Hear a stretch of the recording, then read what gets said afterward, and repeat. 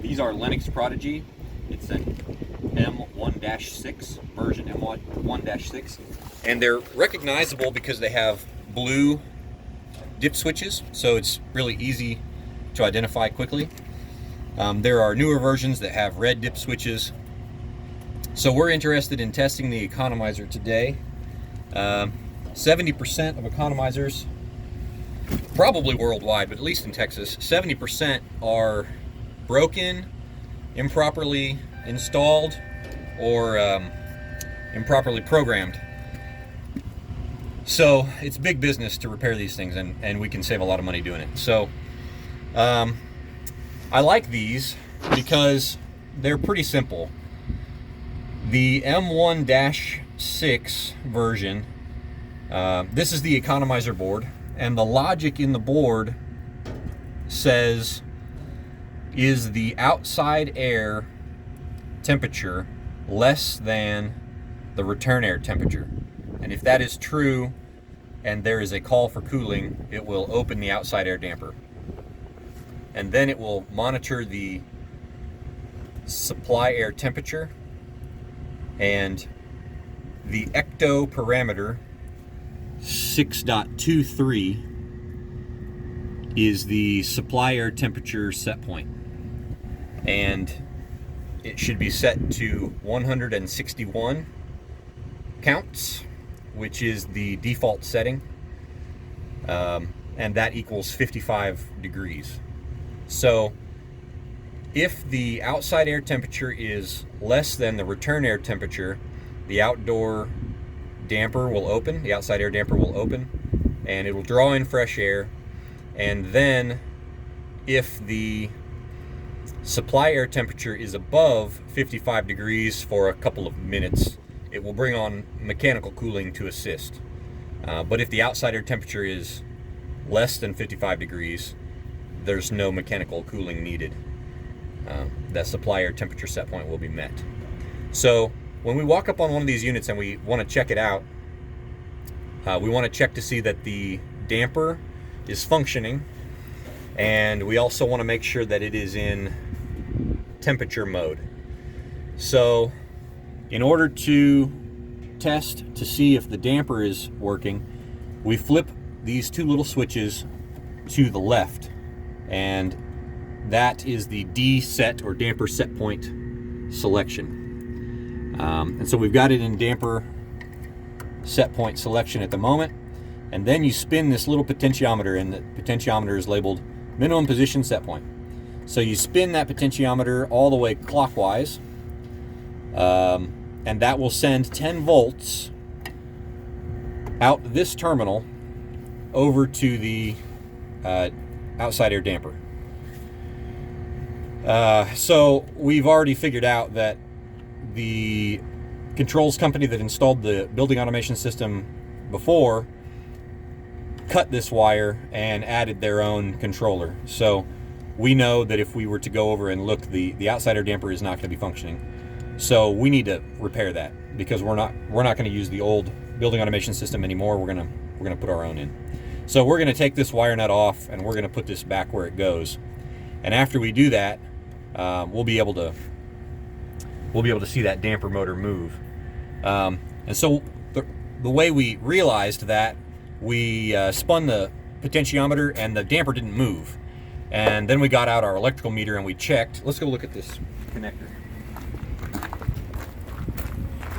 So here's the outdoor air section, and there is a connector here, and these wires lead to the motor. So you have red for 24 volt power, black for 24 volt common, and white for your 2 to 10 volt signal.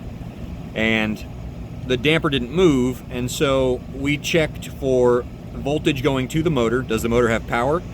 We checked between red and black on AC voltage on the meter, and we got 27 volts, so the motor does have power.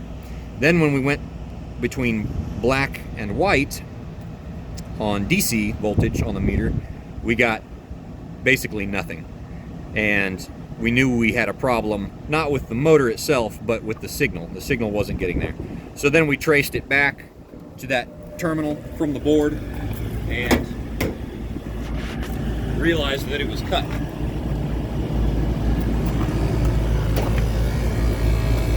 There is also an outdoor air suitable light. And there is a temperature switch. So if you use this temperature switch, we'll go ahead and flip this temperature switch, and then on the readout, it goes into the mode where it will tell you what your sensors are reading. So 0 is the outdoor temperature sensor, and it's 69 degrees outside right now, and so that's what it's telling us. And then if we use this little push button, now we're looking at sensor number 1, which I believe is return air, and the return air is 71 degrees. And then press it again. Sensor number 2 is 53 degrees, and that is going to be your supply air temperature or discharge air temperature. And you can hear the compressor running, and that's why it's a good cold supply air temperature. So that's a good way to check to see that all 3 of your sensors are still functioning. And then we'll flip that little switch back, get out of temperature mode. Now, if we wanted to check the supply air temperature set point, we would need to go into ECTO. So we flip the ECTO switch right there to the right, and we are in menu 2.01. So if you press the button once, it will advance by 1 position very slowly. And we need to go all the way to 6.23. So a faster way to do it is to hold the button down and you advance an entire menu. So that's the 400s,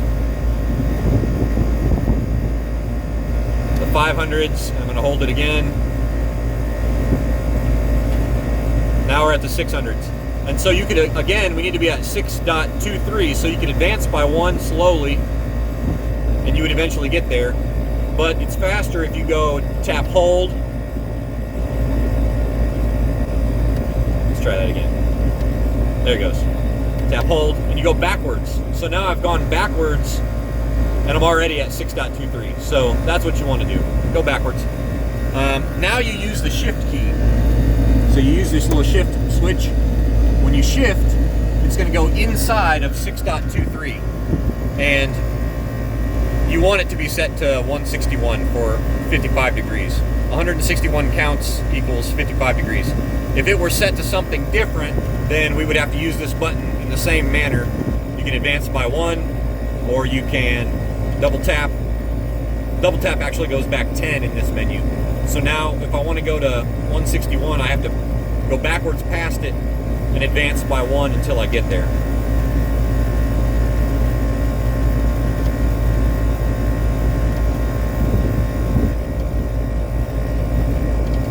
So that's how you control these things. When you get used to it, it's really not too bad. So then when you get to the parameter that you want, the value that you want in this parameter, you take the shift and go back, turn the shift off, and it goes back and it shows you 6.23 is where we just were. And then you turn off ECTO. When you turn off ECTO, it will store the change and it will also reboot the board, usually. So I'm expecting it to reboot the board. I'm also expecting it to turn off cooling when it does that. But so that's the procedure. There it goes. Turned off and it's rebooting now.